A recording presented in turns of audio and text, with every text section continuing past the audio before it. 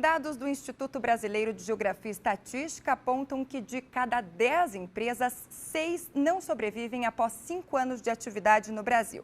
Mas quais seriam os motivos para ajudar os pequenos empresários a não entrarem para esta estatística? O Mercosul News recebe hoje o empresário Ricardo Magela. O Ricardo criou métodos para auxiliar os empresários em tempos de crise e hoje palestra este público pelo Brasil afora. Boa tarde, Ricardo. Boa tarde, Thaís. Obrigado pela presença aqui no Mercosul News.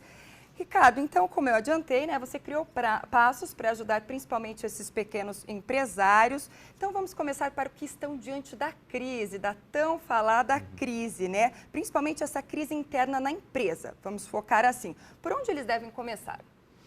Bom, a primeira coisa é admitir, tá? Existem alguns pequenos empresários que ainda não admitiram, tá?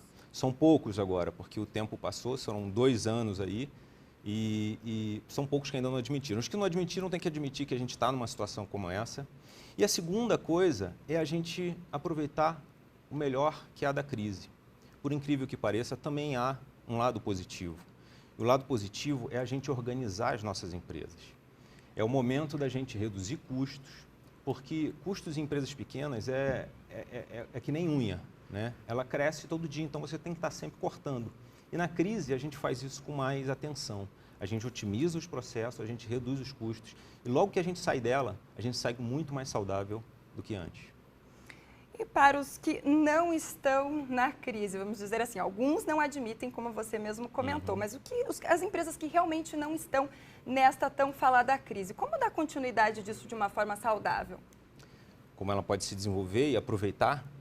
Bom, se ela não está na crise, provavelmente ela está em algum segmento que se beneficiou com a crise, Saindo um pouco das pequenas, que é um exemplo que todo mundo conhece, o Uber, por exemplo. Por que o Uber está crescendo tão rápido? É que ela identificou um mercado em crise aqui, é um mercado que tem 2 coisas que alavancam muito ela. Uma é o fato de ter um monte de pessoas sendo desempregadas, que estão desempregadas, esses são potenciais motoristas, e outro é o público que já andava com algum outro tipo de transporte, que quer reduzir custo e vê no Uber essa oportunidade. Então, os segmentos que não estão é porque estão justamente surfando a oportunidade da crise. Isso acontece de tempos em tempos em mercados diferentes. E quais os principais erros que você apontaria para esses pequenos empresários? Quais são os principais erros que eles cometem hoje? Thaís, eu diria que são 3. Centralização. O segundo é centralização e o terceiro é centralização. Eu insisto com isso porque um dos maiores problemas do pequeno empreendedor é ele se tornar centralizador. E eu digo se tornar porque é o que acaba acontecendo, ele se torna, não é que ele era centralizador. É uma tendência porque você começa a sua empresa e você que dá tanta atenção, você está tão preocupado e a responsabilidade que você tem sobre o negócio, que você acaba querendo cuidar de tudo e de todos. E aí você limita o crescimento do seu próprio negócio. Então, a centralização, eu diria que é um dos maiores problemas. Que acredito que o pequeno empresário, principalmente, tem essa coisa, de que se ninguém faz melhor que ele acaba centralizando, como você diz. E como fazer, então, para não se tornar um escravo dessa minha empresa? Isso é muito engraçado que quando as pessoas sonham em empreender, ou se elas estão trabalhando em alguma empresa, elas olham para o empreendedor, elas olham para o pequeno empresário e dizem, nossa, eu quero um dia ser dono do meu próprio negócio, porque eu quero ter aquela aparente liberdade. Então, um belo dia, ele consegue realizar o sonho dele e montar um negócio pensando justamente na liberdade. E por incrível que pareça, a maioria deles se tornam escravos do próprio negócio, justamente por essa questão da centralização. E quando ele se torna escravo, o negócio dele só consegue andar se ele conseguir se desvincular do negócio dele. Isso é um problema e, digamos assim, um drama da maioria dos pequenos empresários hoje em dia. Podemos colocar que isso impede, de certa forma, o crescimento da empresa? Sem dúvida. Impede o crescimento da empresa porque o crescimento da empresa está limitado ao tempo dele. Como o tempo dele é limitado, todos nós temos 24 horas, Então, se o crescimento da empresa está limitado ao tempo dele, no momento que ele é centralizador, é só ele que cuida de tudo na empresa, a empresa dele só vai crescer até um determinado momento ou até ele ter um problema de saúde. Agora, essa conclusão a qual você chegou, né, também esses métodos, de certa forma, tem toda uma história de vida pessoal e profissional também disso, né? Eu queria que você explorasse um pouquinho a tua história também nesse sentido. Thaís, eu sempre, desde moleque, sempre gostei da ideia de empreender e eu acho que isso nasceu bem lá atrás, quando eu era moleque, que eu me lembro da família toda reunida e todo mundo comemorando a primeira casa própria, né? E eu me lembro bem que essa primeira casa própria, ela surgiu justamente quando o meu pai resolveu empreender, né? Era uma pequena empresa de serviço e tal. Claro que a casa própria foi financiada em 20 anos e tal, mas era uma felicidade enorme. Daquele momento, é uma grande conquista. E de lá para cá eu sempre falei, pô, se eu quero empreender. Claro que eu fui funcionário várias vezes, trabalhei em empresas várias vezes, mas empreender era importante. E quando chegou no momento de eu ter o meu negócio de fato, ou seja, o negócio que eu falei, ó, agora eu vou ter o negócio que vai ser o negócio da minha vida. Foi aí que eu descobri isso. Ou seja, ele de fato foi o negócio da minha vida, porque ele roubou todas as outras partes da minha vida que não era me dedicar ao negócio. Ou seja, eu não conseguia mais cuidar da família, não via meu filho crescer, né? Isso é muito comum entre os pequenos empreendedores hoje. Isso é muito comum e Thaís, eles não fazem isso por mal. Eles fazem isso pensando na família também, né? Só que a responsabilidade é tamanha que ele precisa se dedicar àquilo e se certificar de que tudo está certo do jeito que ele faria, que ele mesmo faria. Portanto, é ele quem faz tudo, mesmo tendo funcionários. No final das contas, ele criou uma empresa para trabalhar para a empresa. Quando a gente constrói um negócio, para que ele trabalhe para a gente, né? E aí aconteceu um fato que para mim foi a gota d'água.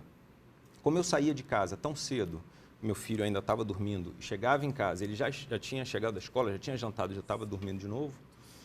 Teve uma vez que eu perguntei para minha esposa, perguntei como é que tá o Patrick? É Patrick o nome do meu filho. Ela falou assim, ó, ele está muito doente essa semana toda e tal, ele passou mal e eu fiquei bem chateado, falei, por que você não me contou? Ela falou assim, olha, ontem de madrugada ele passou muito mal, eu tentei te acordar e não consegui, você estava absolutamente exausto. E eu sozinha tive que levar ele ao pronto-socorro. Agora já está sob controle. Aquilo, para mim, Thaís, foi a gota d'água. Assim, aquele momento eu falei assim, bom, não está funcionando. Era o meu sonho ter um negócio para me tornar livre. Então, se eu de fato quero ser empreendedor, quero ser empresário, eu tenho que descobrir uma maneira de, mesmo como um pequeno empresário, me tornar livre, fazer com que essa empresa ela ande sem a dependência de mim. Tem a vida pessoal e profissional. Ter a vida pessoal e profissional.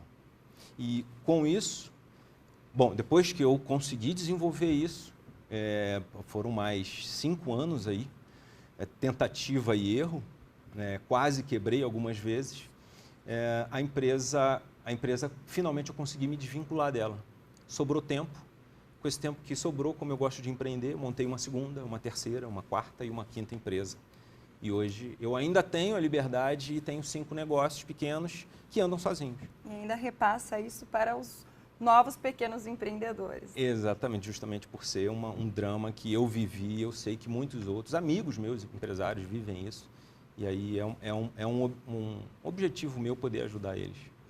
Ricardo, agora eu queria que você relatasse também para um pequeno empresário, né? Ainda como pequeno empreendedor, qual a importância dele investir na modernização e também na capacitação dos funcionários hoje? Isso é uma forma de ajudar o negócio a deslanchar também? Toda. As coisas são muito dinâmicas. O que a gente aprendeu hoje, amanhã pode ser uma informação, um conteúdo que não é mais útil. Então, a gente precisa se atualizar continuamente. Agora, não só o empreendedor, mas os funcionários. E aí cabe ao empreendedor, ao pequeno empresário, criar o ambiente necessário para que isso aconteça. É muito comum o pequeno empreendedor não fazer isso por questões de recursos. Já falar, isso é comum numa grande empresa. A empresa grande investir em treinamento e tal, em modernização. Na pequena empresa, você pode criar o ambiente propício para que o próprio funcionário faça, de forma que você consegue fazer com um custo mais baixo, mas não pode deixar de fazer. Legal, poderíamos conversar mais, mas o nosso tempo é curto. Eu queria que você falasse também, é uma oportunidade a esses pequenos empresários, então, né, já que é esse o foco que a gente está hoje, sobre um workshop online que vai acontecer agora, né, em março, e palestrado por você, obviamente, um pouquinho mais sobre esse workshop, então. Thaís, eu faço palestras presenciais em empresas, mas isso isso tem uma limitação de tempo. E eu sou contra essa limitação de tempo, eu sou a favor da liberdade. Então, eu construí um workshop, e eu estou desenvolvendo um workshop que vai ser... Com imagens, inclusive, ó, de uma das palestras. Ah, que legal. Eu estou fazendo um workshop que vai ser ao vivo, tá? Vai ser online, desculpa. Então, vai ser desenvolvido online para que eu possa atingir o máximo de empreendedores Brasil afora, sem precisar ir em cada cidade, né? Esse workshop vai acontecer de 13 de março a 17 de março.